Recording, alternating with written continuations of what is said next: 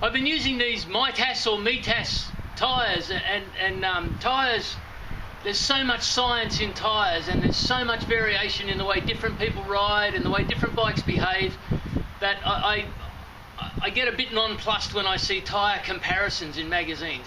It's a very bloody difficult thing to do.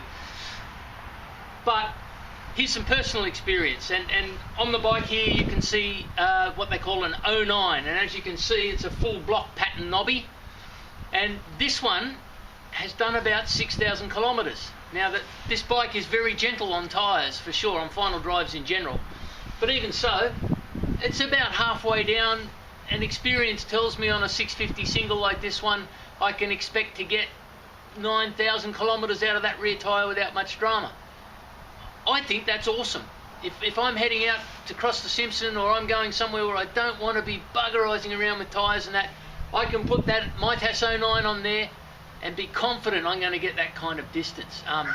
It's quite a heavy tyre, and it's a very, very tough carcass.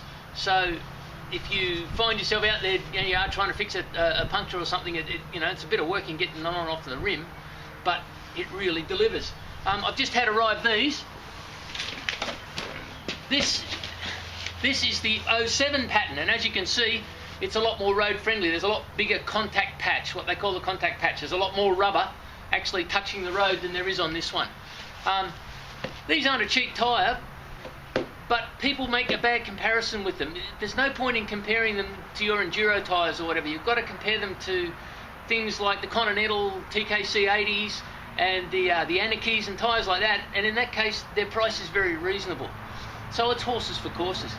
The other thing you have to be aware of if you're used to using, softer enduro type tyres, or I don't know, trail wings, those types of things, tyres can have a huge effect on the way your bike feels. I'm lucky, I get to ride, there's a lot of bikes here in my shed that I own, and because of my work I get to ride a lot of different bikes with a lot of different tyres, so I'm kind of fairly used to that. But it can be quite a shock if you're used to a particular type of tyre and you change over to something like this one, this 09, that's a very tough tyre. Your bike will behave very differently, and you need to be ready for that. I see so many people freak out and they just go, oh no, the tyre's rubbish because my bike's handling so badly. It's not really handling badly, it's different, and if you get used to it you'll find that it's not a problem at all. Definitely different. But for my experience anyway, the 09 has been a really, really good tyre.